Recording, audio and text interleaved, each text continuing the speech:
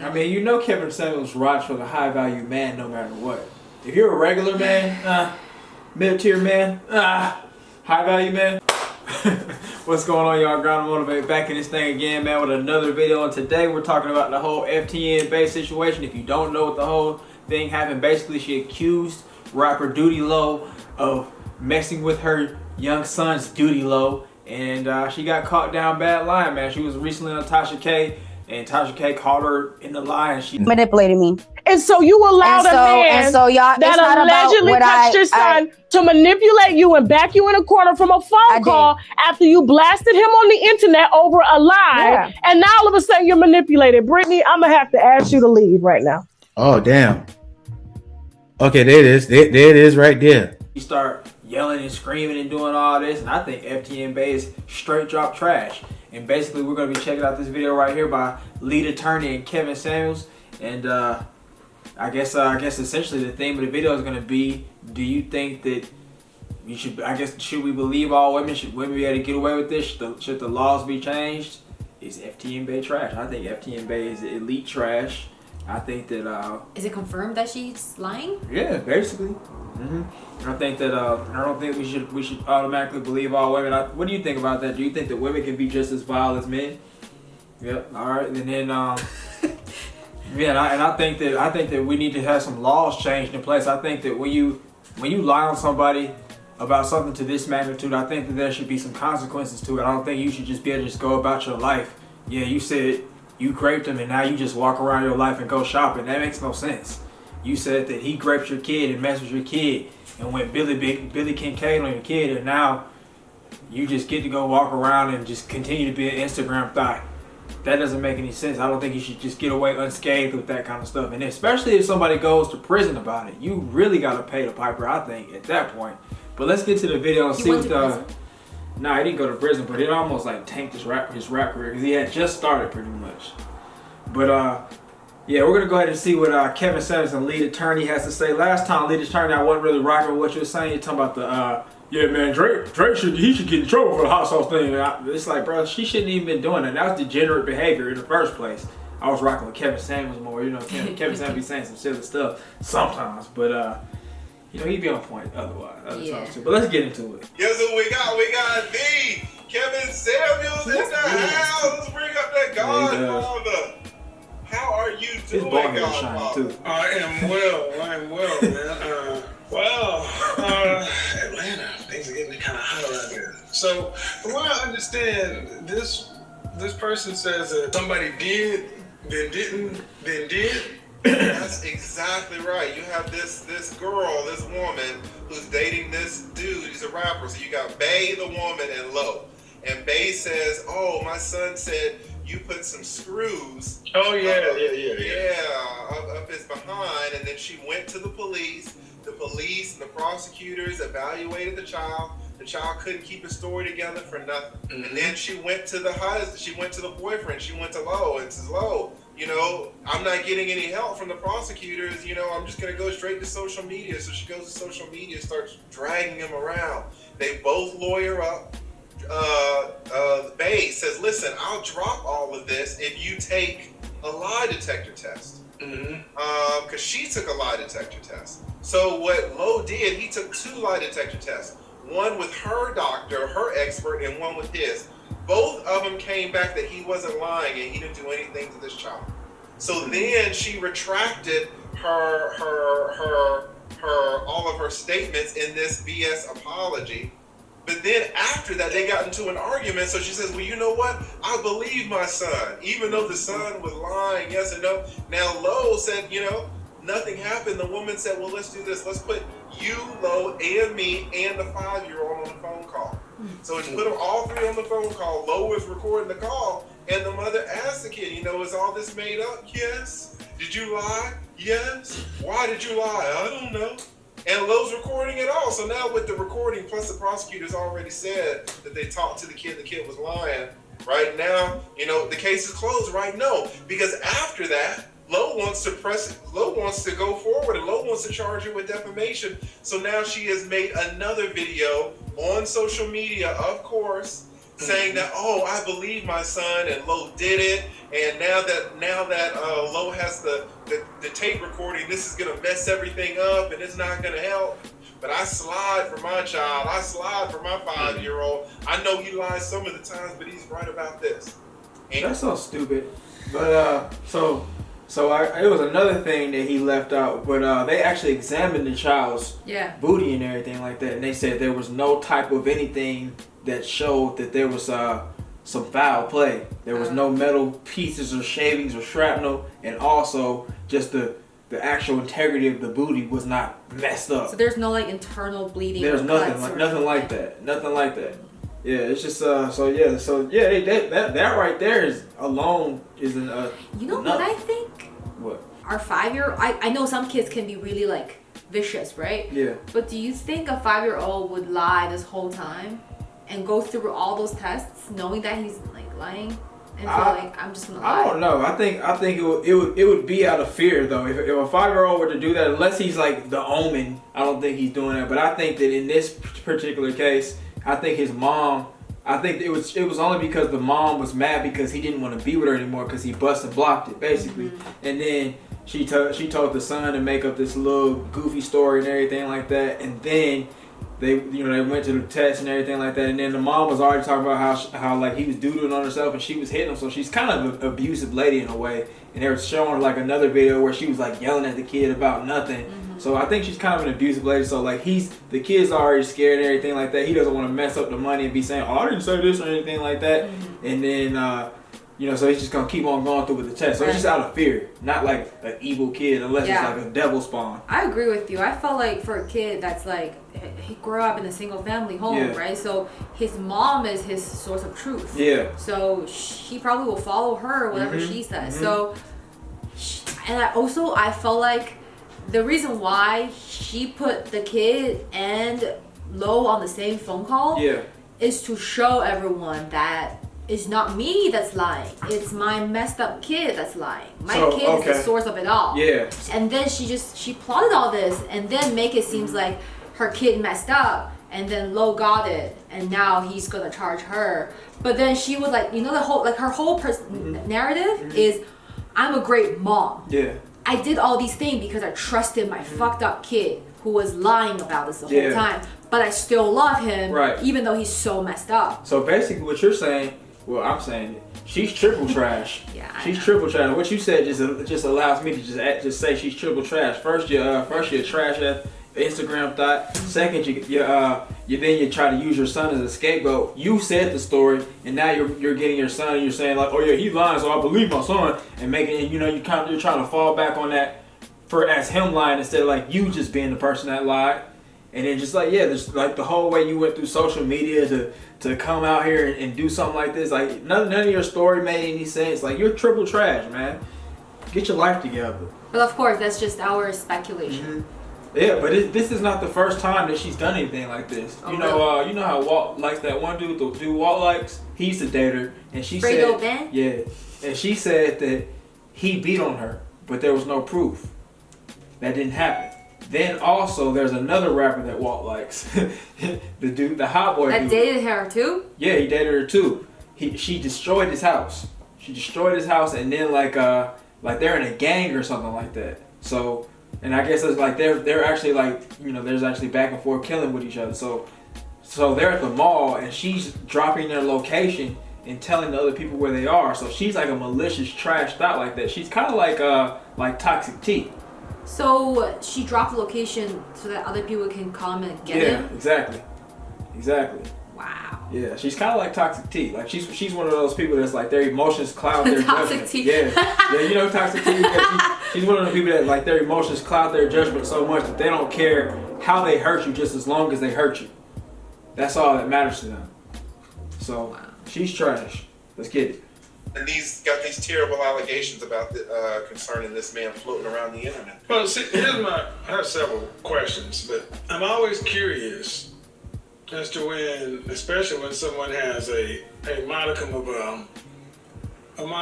social capital, to why the first thing they do is go to social media. Yes. I can understand kind of like in the Lauren Smithfield case, Bridgeport, Connecticut, where the mother and parents came to social media after they were getting nowhere, from what I understand, with Bridgeport, and then apparently another woman's come out missing. I can understand if you've tried all avenues and that's legal routes, but I'm always leery when people go to online first. You're trying to sway public opinion, and I would assume that's a good way to kind of force a settlement or something like that, because we don't want to fight. But my question is, from the legal standpoint, is there any way for for the public to find out the percentages of how often women in particular claim, forcible acts or something egregious like this, and it's an outright false allegation? Because if you file a police report and it's a lie, can't you be charged for that? Isn't that a felony? Yes, you can be charged for that. It depends on the case, whether it's going to be a felony or a misdemeanor. Okay. There is no police department in the nation that will want to keep that statistic. That statistic that you're asking for is so relevant. It is so important to men, and they will intentionally not keep it. Well, the DA, what do you think about that? I'm gonna pause it. Tell me what you think about it first. I don't like it. I think that's stupid. I think that should absolutely be kept, because it's like it's kind of keeping the narrative of the leave all women narrative. No, I don't like how he's asking for the stats specifically from women that's filing false report against male, because that's basically like two people on the TV talking about, so what's the race of black men and like assaulting Asian female and Asian senior, why are we breaking this down into male against female, or against female against male, or into one race against another race? It's like, no, it's like you have to see this as a whole package. This is just like false allegations, and there has to be a law, regardless of who filed against whom. If it's a false allegation, there needs to be a punishment, because this is like. So it shouldn't be like women who do it. It should just be everybody who has false allegations should be kept in. I guess you know how to do the right analogies. Yeah, the black and Asian thing. Right, because this is exactly like it. It is exactly like that. Yeah, they try to make it like that. Let's get it. DA, if they're okay, I don't know. So I'm asking. Isn't there like if a domestic dispute happens some places there? I thought there's some things where officers are compelled to do certain things, or they don't have a choice to not. In these false reports, do the DAs have to decide to press charges, or? It is 100% in the DA's discretion, whether the prosecutor's discretion, whether they're going to charge the person or not. 100%. So we're talking about prosecutorial will, and we're also talking about police will to hold women accountable for filing false reports. Because people often say, well, she should go to jail for filing this or go to jail for that. But if the police department and the DAs don't want to keep the information or file, what recourses do men have? Because this stuff, Duke LaCrosse, what was it, Brian Banks, you and I both know, even before you came to YouTube, we had to move a certain way, because one of these is a death sentence. Absolutely. It only takes What is he talking about? So, what is a death sentence? So he's basically saying that if anything like this were to be said against you, then even if it wasn't true, now you're just basically your fire reputation is just your reputation's gone. Yeah. Right. Is there anything that men can ultimately? What would we need to do? Legislation on the local level, federal level? Because the disparity is just, women can just pretty much say whatever they want to. That's what it appears to be. Yes. It seems to me that men are just kind of having to take it. Yes. And because the system, prosecutors, police aren't really. Do we have to circumvent them? I mean, what? Do we need to go around the right? What the Chinese did when the. I feel like this again comes to the legislation level, just like how I think we touched on this in a different video about how in order to stop the crime, it doesn't matter how much bills you pass to protect a certain group of people. Yeah.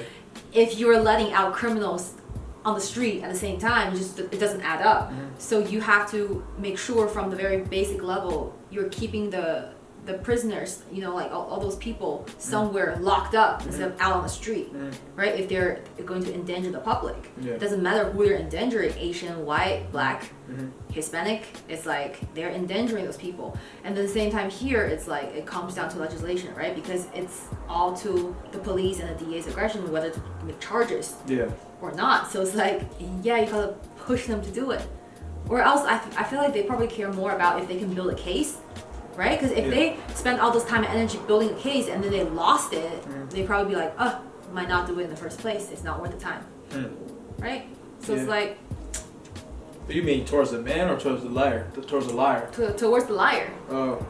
I think he was talking about towards the man, but I do understand what you mean. Like No, he said it's also up to the police and the DA whether they're building a case against.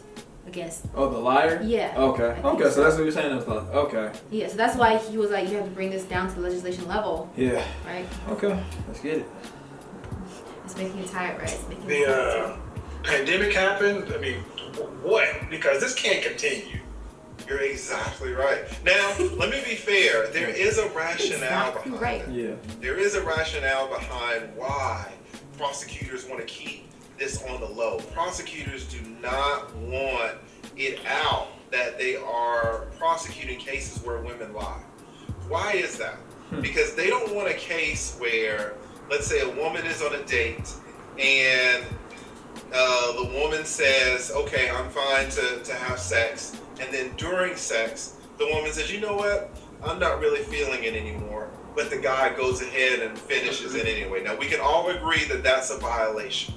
So she's been violated. It's a date violation.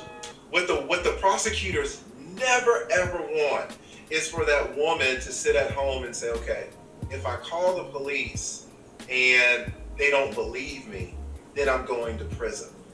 Right?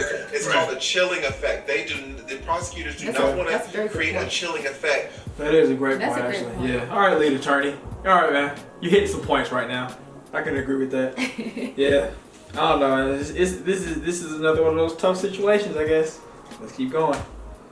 What do y'all think about that, man? The chilling effect. And you know what's gonna be worse on top of being charged? Is there are gonna be people that's like skewing the story, and they're gonna be like, oh, you're not the innocent one. You're like a thought. You're a whore. You actually seduced the guy. Yeah. And now he just wanna buzz and block. That's why you're mad that you're saying he raped you. Yeah. Yeah, you're a slut. Like they will throw all those rape. Grape. You're a slut. Grape. Did I say that word? No, you said the real. Oh, I did? Yeah, come on, man. You don't want me to have the yellow marks. But what you're saying makes sense, though. I agree. Yeah, because you already got guys out here who say, you was already dressing skimpy, so you're asking for it. Yeah. Yeah, so that's pretty silly. Let's get it. And women are scared to call the police. If prosecutors want that if a woman even thinks just slightly something happened, they're on the phone with the police. Maybe this happened, they're on the phone. I can't remember, they're on the phone. I don't know if I was really coerced or not, they're on the phone. Right? That's what prosecutors want. Now, a lot of this is, he didn't call me the next day. No problem, get on the phone and we'll figure it out. Right? Or, he didn't call me back. He didn't give me a Valentine's Day gift or something like that. Or I changed my mind. Or it got out that I slept with him. He's ugly. I wanted to keep it on the low. But now that it's come out that, we did something, now it was forcible. These prosecutors want women to be able to pick up the phone ASAP without hesitation, without thinking whether they can win their case or not. Because if it comes out that women are being prosecuted for false allegations, some woman could think, oh, well, if it's just he say, she say, and I bring this up, then I could go to prison. The consequence to that, though, is that women can pick up the phone and file these false allegations whenever they want, and nothing will happen. Right? Because there are laws on the books in every state saying that you can't lie in these police reports. Mm-hmm. You can't lie. But it takes the prosecutor to actually file the charges. Right. And only in like 1 out of 10,000 cases will a prosecutor actually file a charge. And the woman almost has to admit, yeah, I lied because my boyfriend found out. Right? So it seems to me that there's a more direct path for the prosecutors, the public, to see a chilling effect on women than the chilling effect the opposite has on men. Correct. Oh, that's exactly right. Okay, so we need better marketing. Well, the issue is that men are going to be men. Listen, Wait, I feel like we should rewind and listen to that part again. What Kevin said? So he was basically saying that they're putting more emphasis on making sure the women are able to do something without having a chilling effect versus the men who are out here getting falsely accused. So he's saying like it needs to be I guess it needs to be better designed. What do you think about that? The legislation? Yeah, I guess so. Yeah. Yeah. I agree. Yeah, it's got to be. Yeah, and I guess what you were saying was true. Like they're talking about the prosecutors need to go through with charging the people that lie. I think it should be that way.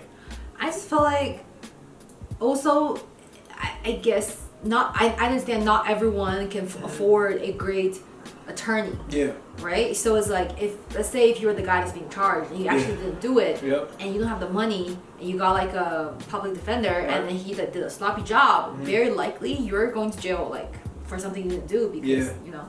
But like on the other hand, if you have a great attorney, he might be able to flip the case. Like they said, like a lot of times rape is just he said, she said. Yeah. So if there's insufficient evidence, even if the rape actually happened, you know, like the rapist, the rapist can actually get away for free, you know. So it's like I don't know. It just seems like the law sometimes doesn't really do people justice at all. Yeah. It's weird, tough out here.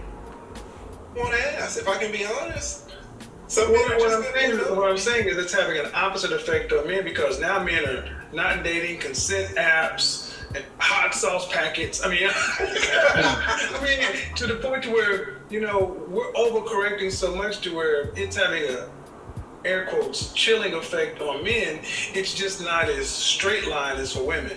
It's a more elongated. A woman could do this, and then if then else. And, you know, like I know, most people have short attention spans, and they don't see that how Brian Banks being falsely accused cost him this. I mean, whatever settlement he got doesn't change anything.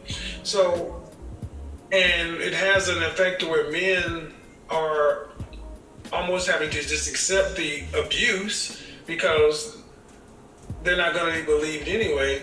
So, how else do you change? How else do you put in political will? Marketing. The Chinese did it. You know, people that survived World War II Germany, they did it. This is where I think men are going to have to start acting as though it doesn't happen when it happens to that guy.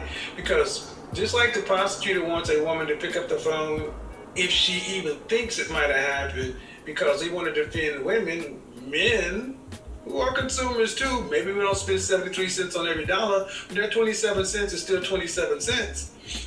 We need to give 27 cents much more prosecutorial will. Yes. That's all I'm thinking because when it goes to the public, most guys are just like, it's the story of the day. But you've seen this, I've seen this, especially as men become more valuable. This is a real fear. A real fear, and we hear about it every day to where we almost become desensitized to where what happens. The stories have to become more and more egregious to even get to catch the headlines. It can't just be, he touched me or he did this. Now we got to start talking about medieval. I don't like how he's talking about like the more fame you get, the more careful you gotta be because you know people try to destroy you. But also like from a woman's perspective, I feel like the more money and fame and high status you are, it's easier for you to cover up some tracks sometimes. Like you can make people sign NDA, right? You can be like, oh, if you don't comply, I'm gonna screw your career up. You know, like there's so many threatening ways that they can actually make a woman comply. And even if it's rape, she's probably just gonna stay quiet. And this one girl that brave enough to stand out will be like the one that's left alone because all these other girls signed NDA. So she's screwed. It's like there are so many scenarios. You can't just put high value men in like there and be like, oh yeah, you are really in the like shaky position. Like, and then you gotta. I mean, you know, Kevin Samuels rides for the high value man no matter what. If you're a regular man, mid tier man, high value man, oh, let me suck your balls, and then we'll talk about getting your prosecutorials. He's on it. He's on it. I think we should end the video right there because it's just pretty much going in circles and stuff. It's I like lead attorney's point better than Kevin Samuels for this one. Okay, I'm going with lead attorney right here too. Because I feel like he analyzed it more from like a real life legal perspective and talking about both sides. I'm glad, like you said, that I think like as far as the manosphere goes, like I guess you need somebody with his expertise in the manosphere because like they can actually talk about it versus where Kevin Samuels is sounding like a caveman. High value man must be able to go and bust who he wants without fear. And then lead attorney's like, well, you know the prosecutorials and the lowers and lowers in Georgia and the legislations. And it's like, like we need that. And I don't have a problem with lead attorney. I'll be saying some little funny stuff here and there, but I don't know. Like whenever there are two of them in the video, it kind of makes me sleepy. I feel like lead attorney is that one teacher or professor at school that you walk into the classroom and somehow you just are like, oh, I'm gonna fall asleep. And then I think that for Kevin Samuels. Kevin Samuels, like he talks so slow. I'll be sleeping. It has like Kevin a soothing class. Power. Yeah. But at the same time, it's just like lead attorney's class. It would be like he's the teacher that's like he's cool and like you learn from him because like he's like inviting and like he's like happy and positive and stuff. But then at the same time, you will go to sleep if you sit back there and you don't say nothing to him. Right. Yeah, but Kevin Samuels, I'm going to sleep no matter what, and he's in there acting like Professor Snipe the whole time. So I ain't really trying to deal with it. Who would you want as your teacher? Lead attorney, Kevin Samuels, man. Let me know, man. Obviously, we want lead attorney. But maybe that's why Kevin Samuels always have crazy women on his show too. Why? Because it balances off the energy, so people are like engaged. Okay, yeah, it would be boring as hell if Kevin Samuels didn't have women on the show. If you ask me, yeah, you're right. He wasn't like bashing them. But lead attorney is exactly like that. It's exactly the two different situations. Kevin Samuels is the mean Professor Snipe type teacher, and then lead attorney is like the teacher that everybody likes and gets good grades out of. Like, cause you see like lead attorney like people just like him because he's like a positive dude and everything, and they send him super chats and all that all the time, and you never really hear him coming for people and putting them down. And like years later, when you hear about both teachers, like professors retiring, Kevin Samuels side, you'd be like, it's time. Right. And then lead attorney, you'd be like, oh, I really, you'd be commenting on that post, I really appreciate you, like you were like I don't know, you changed my career. Yeah, that's true. That's true right there. That's actually really true. Like, people are coming back after high school to see lead attorney. Kevin Samuels, what happened to him? That's it, right? But that as far as the video goes, what do you guys think about what was said throughout, man? Do you think that I guess we need to have less of a chilling effect on both sides, or just like there's too many different nuances and things to go through to really make a obvious point blank case? What do you think? It's too many different things, too many different variables. Yeah. Too many different variables. But I do think that once it's found out that the person's lying, I think that there needs to be some consequences. There needs to be some consequences. Absolutely. FTN based straight lied and she's getting away with it. And unless Duty Low gets this defamation case, I don't think that there's nothing gonna happen. I don't even think she's got the money to pay for it. Cause I mean, he needs to sue her for a couple mil. He needs to sue her for a couple mil. As far as he goes, I'm gonna be checking into his songs and seeing what he's got up next. Hopefully he comes back hard. I mean, he has came back with some good songs recently, but I hope he stays out of trouble with these stupid thoughts and everything like that. But I don't know. That's kind of all I got. I was gonna say that's why the SVU is actually a very important department. Yeah. Because they kind of like they filter all the cases and see if they can build one and then pass it along to the DA. Yeah. You know. Yeah. Yeah, Dick Wolf, go for it. Next season. I'm not watching it. But that's it for the video right there, man. Y'all let us know what you think down in the comments below. If you watch up to this point, thank you. Have a great day, and we'll see you next time.